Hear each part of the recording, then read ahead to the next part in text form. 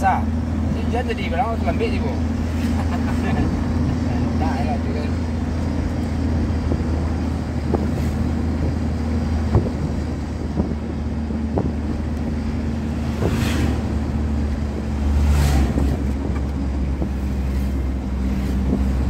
Pasal jual ni tadi berapa? Sini dan duit. Ikan luar banyak di pasar. Aja keluar. Kalau lah tukang paket, minta binti paket, kena itu 180. Orang banyak kena itu BP 2.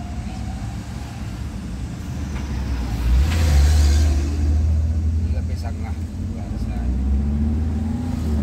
Pal 2 liter pal dia soi ke orang ini.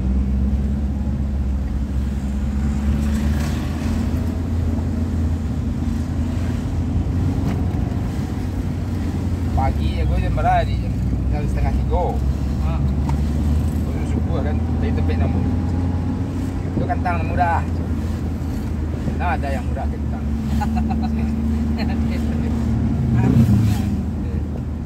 Kentang ketik-ketik itu berapa ada je. 5,5 nak go 3,000 pula. 3,000 kamu ni ada jalan juga masa 3,000. 5,000 bikin. Adanya masih Asian sawi dah. Kalau itu berapa sekarang bang go? Kali 3,5. Kemudian ikut juga setengah kok. Kalau Malaysia 6,000. Aku yang bersih lah, pindah 6,000 harganya bisa. Nah, nanti lah aku nelfon je. Biasanya 50 kilo. Berapa? 50 kilo. 50 kilo tu. Sembilan layu lah tu. Kalau sawi dari Mudia dijual, kau payah jual tu.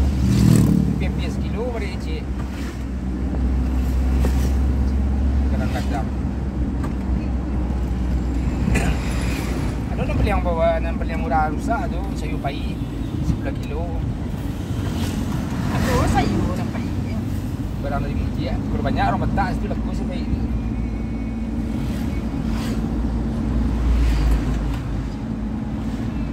Kilo ya.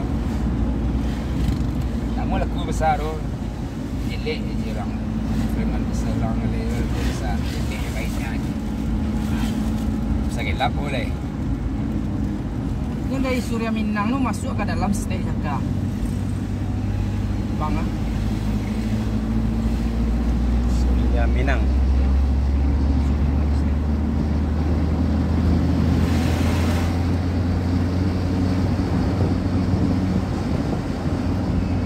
Pasal aku lambat sawit tu. Ya. Pasar dia dalam sawit. Seribu dah. Orang kek lain.